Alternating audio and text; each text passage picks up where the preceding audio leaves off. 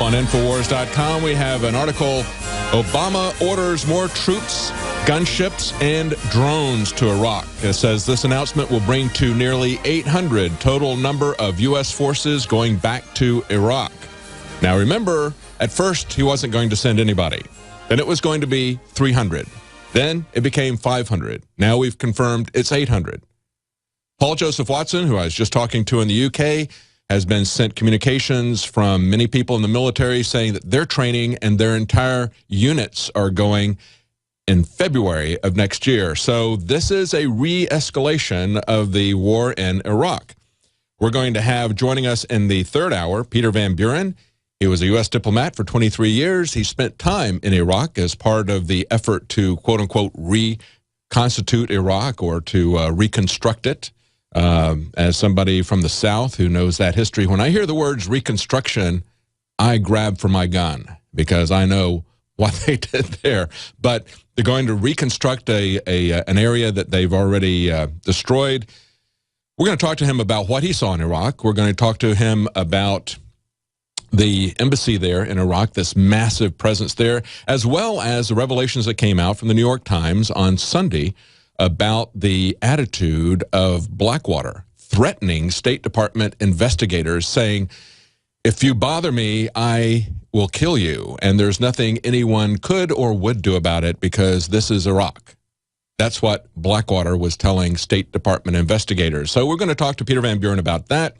We're also going to talk to him about his book, Ghost of Tom Joad, the story of the 99%. And of course, today in the news on BBC, we have an internet billionaire, Nick Hanauer, who warns of a coming revolution. He's made a lot of money off of the internet, and he has a warning for his fellow gazillionaires. He says, if we don't do something to fix the glaring inequities in this economy, the pitchforks are going to be coming for us. He says, do you think the U.S. is special? Is it different? You're wrong. No nation is immune. Just ask the Russian czars or the French aristocracy. And so we're going to be talking to Peter Van Buren about the ghost of Tom Joad. He takes the story. Of course, Tom Joad is the character, if you remember, from The Grapes of Wrath. It was the central character, the character played by Henry Fonda in the movie. He kind of updates that from the Great Depression to the 1950s and on. So instead of the Dust Bowl, we've got the Rust Belt. And he updates that idea. Now, this billionaire here, the Nick Hanauer, who was speaking in the BBC, he thinks this can all be saved by creating a new minimum wage. I don't think that you can mandate wealth out of the central government. I think that what we ought to mandate is freedom and dignity. Maybe we ought to mandate the Bill of Rights.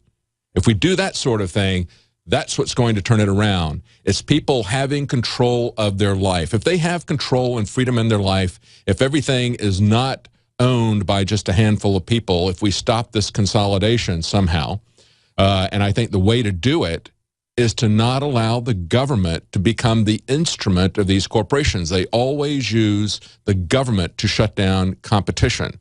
So I think the key thing is to establish individual rights. Certainly isn't going to help, I don't think, to raise minimum wages because that just gets eaten up by inflation. Now, of course, there's breaking news on the immigration front as well. We see that a sheriff has said that we come across decomposed bodies of immigrants quite often, as reported by CBS News. Isn't it interesting that there's been so much said about the 3 teenagers in Israel who were killed, and yet people are not talking about the admissions of this sheriff and others who are saying after they found this 11-year-old Guatemalan boy, the sheriff says, down here, finding a decomposed body, well, we come across them quite often, and that's the Sheriff Eddie Guerra. See, the person who is creating these types of circumstances, of course, is Barack Obama. As the Border Patrol agents who have talked to us have said, nothing has changed in those countries recently. What has changed is the way the immigrants are being handled and the messages that's being sent to them. So we've got some reports. We've had reporters down there at the border, and we've got a report from John Bound about the real problem, terrorists. We have the people at the TSA coming down on everybody. What about our open borders? Here's John Bound's report. These cities just above the U.S.-Mexico border don't receive any federal funding. The law-abiding, landowning residents of towns such as Falfurrias, Texas, are overrun by a tsunami of illegals as a result of what's called the funnel effect. The militarization of the border, which includes checkpoints, barriers, and security technology, diverts the human smuggling operations into treacherous, searing, and rugged terrain that delivers many illegal aliens to their deaths. And ranch owners and Texas Border Volunteer founders Mike and Linda Vickers contending with the outcome. What they are about to tell you may cause alarm, because America isn't simply being invaded by countries south of its border. It is increasingly being invaded by countries from all over the world. Can you speak about your organization, explain where some of your volunteers come from and who they are? Actually, we even have a lot of out-of-staters, Nebraska, Massachusetts, North Carolina, Oklahoma, many from Florida.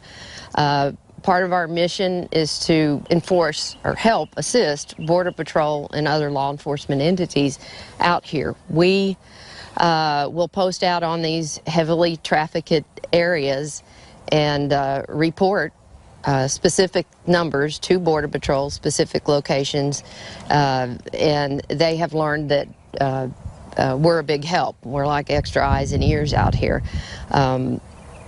We also, a big part of our mission is awareness, and we do many speaking engagements to let people know exactly what's going on out here and what we're seeing, despite what others say in high political offices, that the border is safe, these border towns are safe. It is not. Our ranch gate is 69 miles north of the bridge in Hidalgo that goes into Reynosa, Mexico. A little over a day's walk.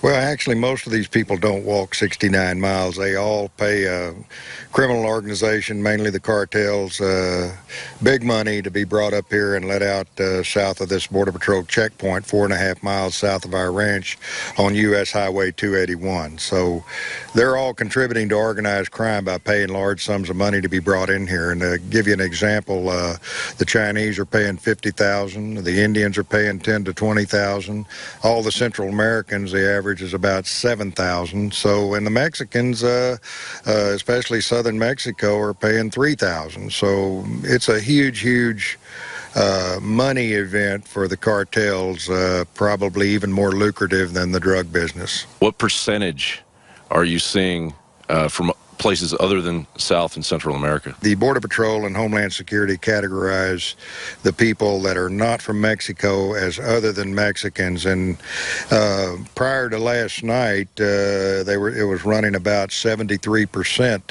of the people apprehended in the Rio Grande Valley are OTMs other than Mexican. A lot of Central Americans, but really from all over the world. And we were informed last night that that number has escalated to 80%. So, and this is a fact. So most of the people that we encounter here, a larger percentage of them are people from other countries other than Mexico. And we're not told about the special interest aliens. We have had Somalians here once they got on that special alien list. They won't tell us that anymore, but there have been Somalians, India, Sri Lanka, Nepal, Chinese, you name it, we've had it here. We've also found evidence that people from these special interest countries, in particular Pakistan and Afghanistan, Iran, are coming through our property. During one of our Texas Border Volunteer operations last year, we had a group of 10. We spotted, we followed them, informed the Border Patrol where they were going to come out on the highway.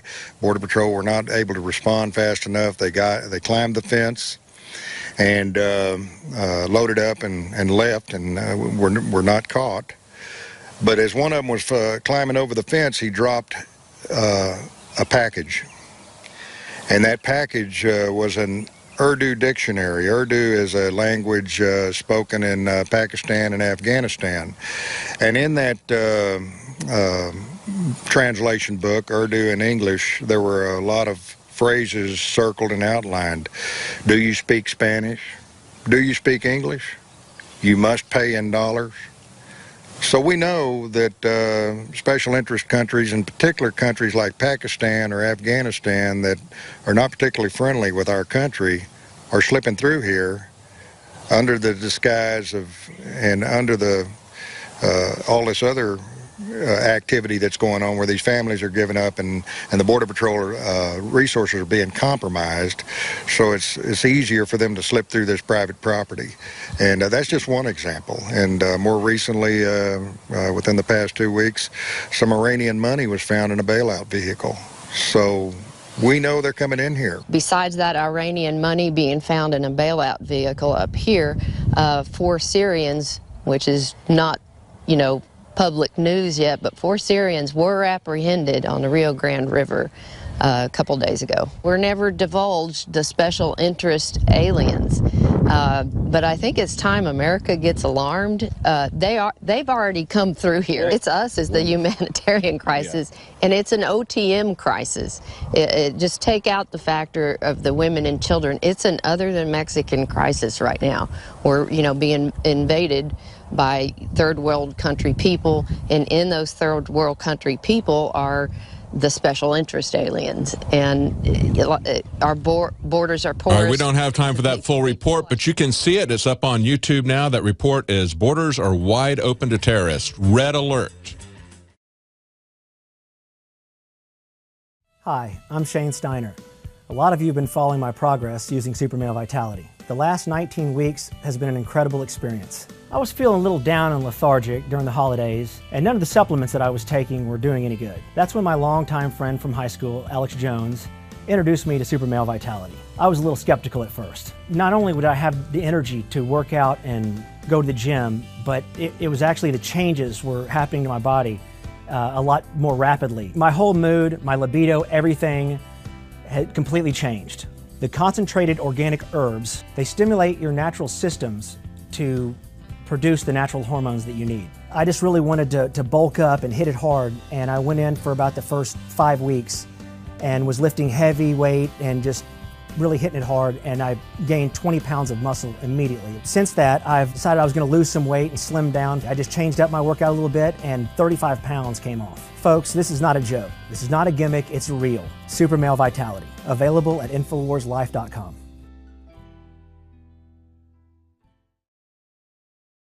Yesterday, we had a landmark Supreme Court decision. We had a test of government mandates to buy things versus our First Amendment rights about the free exercise of religion.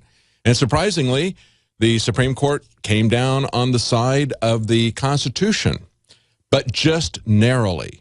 A 5-4 decision, and some of the justices on the dissenting side were very angry about that. Ginsburg wrote, "Anyone can assert their religious objections. This is just too radical."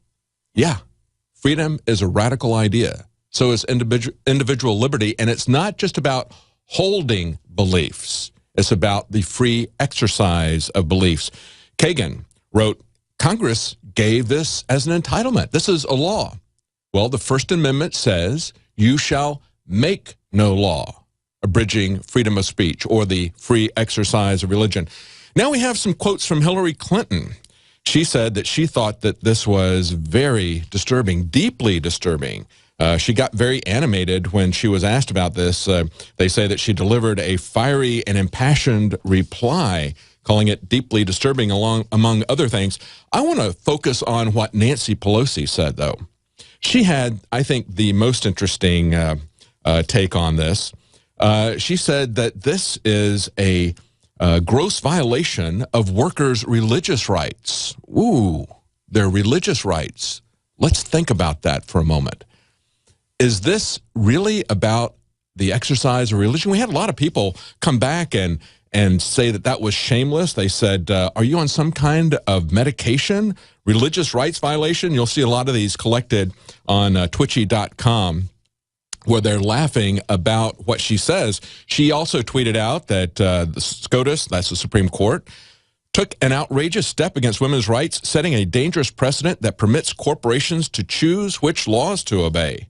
To which somebody said, "Oh, you mean like your president and how he only obeys the laws that suit him?" So they're pointing out that hypocrisy. They're pointing out that this isn't about religious rights of women, but it really is. It really is. Because, see, from Nancy Pelosi's standpoint, From the feminist standpoint, it really is a religion. You have to understand that abortion to them is like a sacrament. Listen to what the National Abortion Rights Action League said about this decision. Elisa Hogue, president of NARAL Pro-Choice America, condemned the ruling. I am saddened and disappointed and actually quite disturbed. It is a rough day in our country when 5 male justices rule that discrimination against women is not discrimination at all. Okay, you heard her say that 99% of women use contraceptives. We also know that 85% of companies provided that kind of coverage before the Obama mandates. Now, boardrooms are not reaching into the bedrooms of people to stop them from doing anything that they want. The coercion is the other way around. Ron Paul had this to say. This is up on the article that we have on Infowars.com. He said, I think the most profoundly confusing argument has been the argument that not being able to get free birth control is discriminating against women. This to me is utterly amazing. If somebody wants something and they wish to have something, they demand something, they say they have a right to it. That's absolutely wrong. That's why we have this runaway welfare state. That's what Ron Paul said about it. He's exactly right. They're not denying them the right to take this. What they're saying is that they have religious convictions and they cannot be compelled to violate those. And quite frankly, I think if they hadn't got, I believe that Chief Justice Roberts was blackmailed. We now know, everybody knows that the government is watching everything that everybody is doing. Everyone believes that now. We've been telling you that at Infowars.com for a very long time, but now it's common knowledge. Who do you think they're going to be watching most closely? Well, it's going to be the chief justices of the Supreme Court or the Supreme Court justices, people in power, congressmen.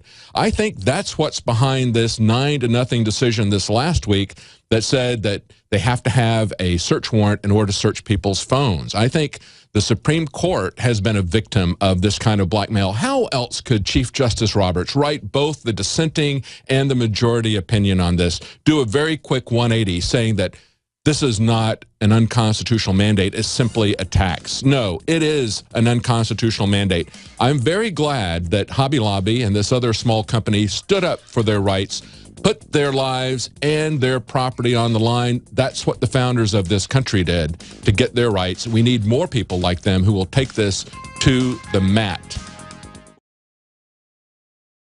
You are watching the best of the Alex Jones Show, weekdays from 11 a.m. to 2 p.m. Central. Watch live at Infowars.com/show or become a member of InfoWarsNews.com and help us take resistance to the next level.